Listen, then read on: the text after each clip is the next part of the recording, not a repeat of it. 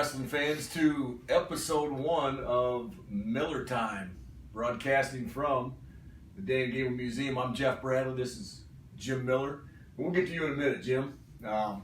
We have a little change here at the museum. They've done a $1.4 million renovation and hired a new director. And like I said, we'll get to Jim in a second. He's chomping at the bit to talk. But a little bit about Jim Miller. He wrestled locally here in Waterloo, East High School. Then went to the University of Northern Iowa, where he was an All-American and a national champ. Coached at Northern Iowa, where most folks probably know him from is when he went to Wartburg and won 10 national titles as a coach. So, welcome, Coach. Or should I call you Director now? You got all sorts of titles. Yeah. Call me whatever. Mill Boy. Mill Boy. Be good. So, hey, first thing, Mill, what really interested you in the director job down here at the museum? Well, at first I wasn't interested, and but enough people talked to me, including Gable, but a number of people about, hey, why don't you look at this, because we think that you'd be a good fit, and you're from Waterloo, wrestling, name recognition, that kind of stuff, but it really came down to it. I was I couldn't decide for a long time, but I finally took my wife out to eat one night, and I said, what do you think? And her name's Kathy, but Kathy said, why wouldn't you look at it? And she says, why don't you just see if it'll work? Because I'm tired. I don't want you hanging around the house. And I like you. Actually, her quote was, I like you a lot better when you're driven. Yeah. And I was driven as a coach every day. And I like teaching and all that, because the last 6 years I've been teaching at Wartburg. Wartburg's been great to me and all that, but it wasn't like the passion of wrestling, So when I started thinking in those terms, that was kind of that kind of got me over the hump and say, yeah, man. And then I went for it. I'm really glad I did. So talk about your vision for the museum, responsibilities, your staff. This is about a 4-part question. And your volunteers here. Yeah, I don't know. I mean, that's the whole thing. I think it's pretty much, what do you think we should be doing as part of my job, And so, obviously, we want to lift up wrestling. And the big difference here than coaching at a college level. College level, you're coaching, I'm right here. This is the program, And now my vision's way out here, because we're trying to lift up every level of wrestling. Right. From the youth kids that come in here, to the high school kids, to colleges that come in and work out, and we're trying to promote, so forth, different ones that that we can help, to our world and Olympic teams. And so that's been fun. That's been really fun for me, because we have interactions almost every day with some parts of that scenario. So we're trying to lift up everybody. We're trying to also make a name for the museum. We want the Cedar Valley, the state of Iowa and beyond, knowing that, hey, this place is important for us, beyond wrestling. We're doing Waterloo. I'm involved in the Waterloo Coaches Academy, which is, we're talking about every coach in every sport, trying to help, lift up our Waterloo schools and then in athletics, and that's going good as well. So I think it's to try to paint the picture. That's a pretty big picture that we're in, and I love that part of it. I'm going to take a drink of my smoothie now, and this is kind of off script. Mill Boy made me a little smoothie. Might be the best smoothie I've ever had. They're called Milboom. Milboom smoothies. I'm going to take a little sip right now. Okay, next thing, I look around your office here, and you got some cool things in here. A lot of them I'd seen before. Some of your Wartburg things, obviously your Mill Boy Cubs uniform. But as you look around here, I want you to talk a little bit, highlight a few of these things, these accolades, these accomplishments, and then kind of what it's meant to you through the years, earning these things and some of the relationships you built. Yeah, man. I mean, it's kind of a lifetime of different memories, really, is what it is. And I get lifted up in here sometimes just thinking back about it. I mean, some of these you look at. This one here is when I retired. Got a chance to throw out the first pitch at Wrigley Field, and a guy named Scott DiAgostino, my man, Scott DiAgostino, and I helped set that up for me. But the number 10 was for the 10 national championships, but That's Ron Santo, retired numbers. That was a special permission jersey. So, but you know, it was such a cool day. I mean, I hadn't thrown a ball for 30 years probably, but probably threw one of the slowest pitches in Wrigley Field history, but it dropped right in for a strike, man. And it was pretty cool. So anyway, that was a neat deal. Over here, you got some Hall of Fames, but here's some things. Bob Siddons gave me this before he passed away last year, and man, what a great coach and mentor he's been for me and many people in the sport of wrestling. But, you know, I went to East Waterloo. Bob coached at West Waterloo, but he was still my mentor. He was still trying to help me from day one. That's just who he was, you know. That one means a lot. Waterloo Strong. That's just a poster of Waterloo Strong, but it's Chuck Yagla, Dan Gable, and me. But what means the most is just Waterloo Strong. There's so many good people from this community in wrestling that's lifted up so many people that and I'm just happy to be one of them. These are, as far as coaching awards, probably really mean them so much to me. They're Dan Gable Coach of the Year, Win Magazine, Dan Gable Coach of the Year, which really reflects all divisions. And so, you know, I am the only Division III coach that won one. Hopefully there'll be more, but I'm hoping that broke through, you know, for some other people. And you won 2. Won 2, yeah. So very cool. This was Glenn Brandt Hall of Fame, Wartburg College, most points ever scored, best team in history, 2003, 10 All-Americans, only time we've ever had 10 All-Americans on the same team, everybody placed. And then just some general things, I don't know. I mean, I got a little bit of family here. This is a real old picture. I don't know if you can see it very well, but it's my dad and my brother sitting in the front row of the West Gym when I wrestled. So we're talking about 74, 75, you know, so very cool. Now I got some of my grandkids and so forth, my wife and so forth. So anyway, yeah, it's kind of cool. On this wall, you got some things. When I left, we had 165 conference wins in a row. This is my son TJ's national championship match, one of the highlights of my career. TJ won the national title in 2007, and actually I was told there's only 3 dads that have coached their son to a national championship in history of college wrestling. It's crazy. It's crazy. This is my last moment as a coach. We won our 10th national title, and the guy surprised me and carried me up on the mat to get the trophy. That was very cool. This one also really means a lot to me. It's when I retired, Dan Gable sent me the poster. The poster said, "Coach Miller, finish strong, and then the real challenge begins." And he was 100% right, you know.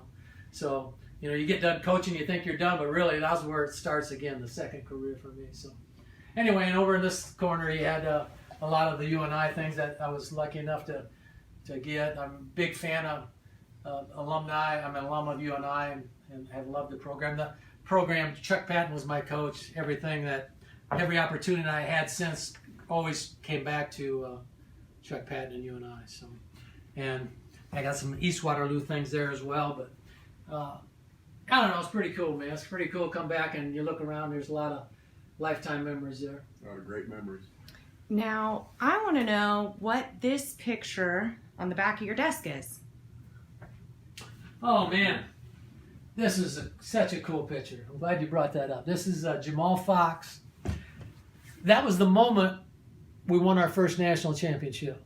And when Jamal won his title, 142 pounds at the time, that clinched the title for us. And that was our first title, not only our first title in wrestling, the first title in history of the college. And that was a real special moment because we had been real close a number of times. That was in my 5th year. We were second a couple times, very close to winning, but we didn't. And so finally we kind of got over the hump. And Jamal, West Waterloo graduate, eye doctor now in St. Louis. So pretty cool. What do you think you'd be doing if wrestling hadn't entered your life? Yeah, thank goodness it did, because I don't know what I'd be doing. Typically, when I grew up in Waterloo, at that time, John Deere was just booming. And if you didn't know what you were doing, if you weren't going to college, and I don't know, 50% of the kids even went to college back then, you just go over to John Deere, get a job, and buy a car, and that's it. I mean, that's right, yeah. I mean, you know, you go from there. And you work 30 years, you could retire. Yeah. Sounded good, but thank goodness my coach, Bill Dotson, high school coach Bill Dotson, national champion in Northern Iowa. And actually, yesterday I was in the basement and I found his plaque. 1963 national champ. I'm going, my God, that's got to be Bill Dotson. And I turned it on the back. It said, on loan from Bill Dotson. Couldn't believe it. So he changed my life. He changed my life. He's the guy that got me to think bigger, but he also is the guy that said, hey, you got more in you. You need to go to college. And he said, go up here to UNI. And I'm glad he said UNI, because if he'd have said Alaska, I'd have went to Alaska. Right. That's how much I trusted that guy, you know. And so that's what got me, and that got me to the next step of wrestling through high school, when my coach said, you got to keep going. So, Okay. yeah. Well, let's head on out. Let's see some of these renovations. So we're going to leave the office, down the hallway.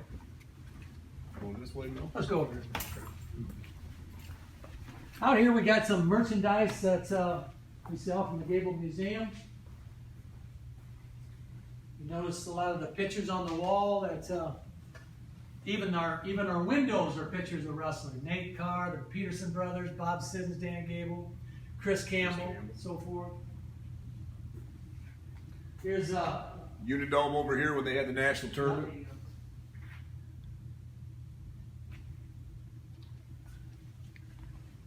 Here's one of our kiosks, state chapters. If you look up any state you want, if you picked out Iowa, you can just pick out anybody you want. And here's Tom Kepman, a Bosco guy. I know you work with him, and you got the whole write-up of Tom Kepman and Don Bosco scenario, for example. So very cool. We have a lot of people that come in, and they want to see somebody that they know it's in the Hall of Fame, and that's what we're doing. Obviously, Bobby Douglas. We're going to have a Bobby Douglas celebration here in November. We can talk more about that. This is kind of the history aisle. You come down here in the history. This has been cool. And right up in here, for example, we got Frank Gotch, who was really a pioneer in Iowa. 1911, 30,000 people, Kaminsky Park in Chicago. Watched Frank Gotch defeat the Russian Lion, George Hackenschmidt. That was a huge deal. 30,000 people, one of the biggest crowds in a sporting event history at the time. Won in 2 straight falls. You either had to win by fall, 2 falls, or you submitted them and took over an hour. So, They still have a Frank Gotch tournament. Well, they Yeah. did in Humboldt, like a little kids tournament. Yeah, for sure. Named Frank Gotch. Right here you got the Dream Team. This is a 1947 Cornell College team that won the national. There was only one division, right down at Cornell. Mount Vernon won the national championship in '47. How cool is that? 2 of the guys, Dick Hauser, Lowell Lang, were West Waterloo guys. Obviously, we're going to talk a little bit about Gable. There's Kale when he won his 4th title. Probably a lot of people watching were at this. November 14, 2015. Iowa, Oklahoma State meet outside. 42,287 fans. Set the record. And what a great event. It's 50-some degrees. We were pretty lucky there. You know, this whole little circle here is Gable, coaching legacy and so forth. For example, with Gable, obviously, world and Olympic champ. His shoes from the Olympic Games. I still don't know what, I'm going to have to ask him what brand they were, but they're not on there. But man, they're probably a pretty valuable pair of shoes right there. Singlet from the Olympic Games. Over here, just 21 years at Iowa. That's why people say he's probably the best coach in history of any sport. This is why. 21 years of coaching, won 15 national championships. John Wooden won 10, right? 15 national championships in 21 years. Here's the breakdown of All-Americans, NCAA points, duels. 45 national champions in 21 years. National finalists. Here's one that blows me away. 106 Big Ten champs. The rest of the whole Big Ten combined, 104. It's crazy. And then coached 21 years, won the Big Tens. 21 out of 21 years. So, yeah. So, yeah, that's a little touch of the Gable one. There's a lot more here, but let's walk in the wrestling room.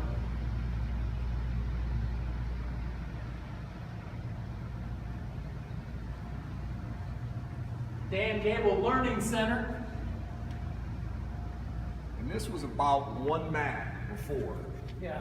Before the renovation, Matt, now you see we got a really nice room. Resolite, with our mats.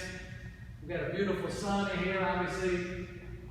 We love the saunas. Gable's a big proponent of the saunas. And, matter of fact, a couple weeks ago, Cornell College on Mount Vernon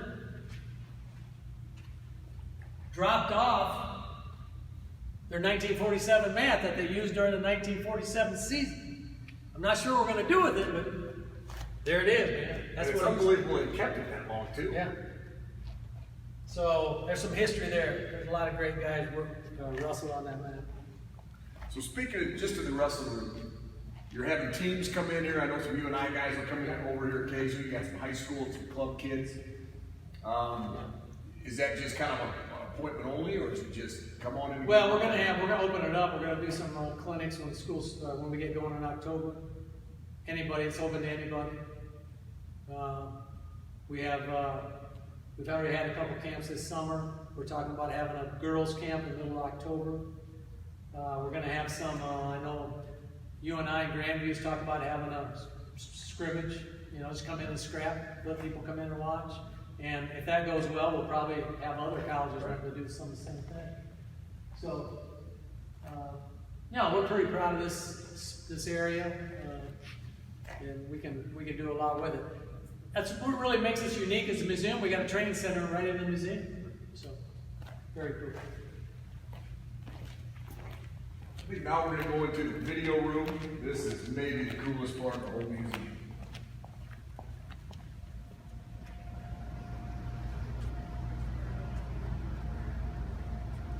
Here's just along the way, you got Nate Carr's World, Iowa State. Obviously, Nate, 3-time national champ. His son just won the World Junior Championship. I love those roads. I don't know. Yeah. Come on, Kevin Dresser, we're going to bring them back. Come on. Oh, I like them. Things like this.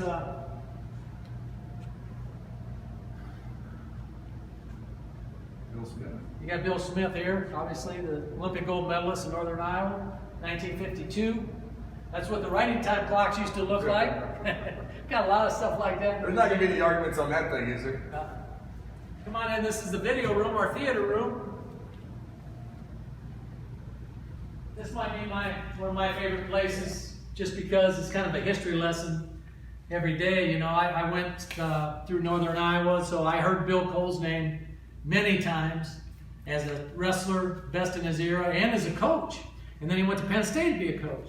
And so one of the ones, when I pulled this up, I was just trying to look around, and I pulled up Bill Cole.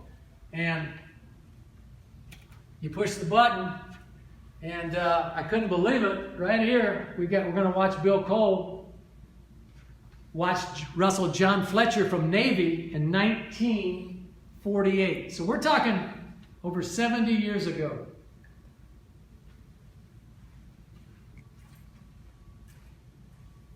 And you can see the mat is one of those horsehair mats, just like we just sent with a cover over it that we just see in the wrestling room.